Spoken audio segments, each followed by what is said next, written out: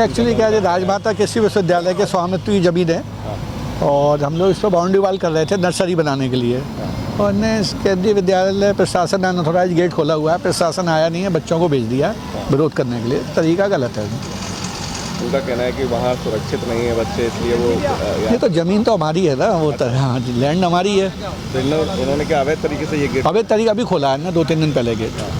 बस किस तरीके से आप कार्रवाई कर रहे हैं इसमें? नहीं, हम लोग तो बाउंड्री वाल कर रहे हैं, अपने प्रशासन को बता दिया हमने। मेरा नाम नितिन चौरसिया है, 11th क्लास में पढ़ता हूँ। अभी आप लोगों ने पसंद किया था, किसको लेकर पसंद किया था? सर हम वहाँ गए, मैं आपको बता चुका हूँ, हमने वहाँ देखा कि वहाँ पे हम खेलने गए, वहाँ पे हमारा फुटबॉल का ग्राउंड है एक्चुअली। तो हमने देखा कि वहाँ पे कुछ जेसीबी वगैरह से कुछ हो रहा है, कुछ वहाँ प्रतिक्रिया हो रही है। तो हमने उसको देखा, उसको रोकने के लिए प्रयास किया उसका।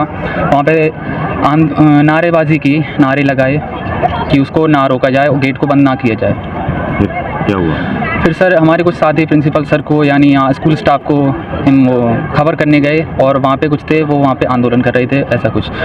सर वो गेट वहाँ खोलने से हमें कई सारे फ़ायदे हैं हमारे स्कूल में। जो पहले यहाँ पे गेट था, इधर वाली पहली साइड पे, वहीं पे सारा क्राउड हो जाता था, भीड़ लग जाती थी। हमारे स्कूल में फर्स्ट क्लास से स्कूल है, तो छोटे बच्चे भी आते हैं, उन्हें नहीं पता होता रोड कैसे क्रॉस करनी है।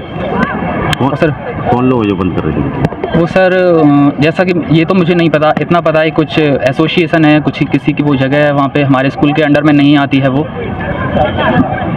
बच्चों का जो प्रतिक्रिया थी बहुत स्वाभाविक थी और स्वतः थी, क्योंकि बच्चे वहीं पर स्पोर्ट्स में गेम्स खेल रहे थे और जब ये पता लगा कि कुछ तत्वों के द्वारा मार्ग को अवरुद्ध करने का प्रयास किया जा रहा है, तो बच्चों को ये लगा कि उनका जो निकास जो द्वार है वो कहीं उनको उनसे वंचित ना किया जाए। तो उन्होंने उस तरह की प्रतिक्रिया दी। जब उनको पता लगा तो उन्होंने बच्चों को समझाकर क्लास में बुला लिया।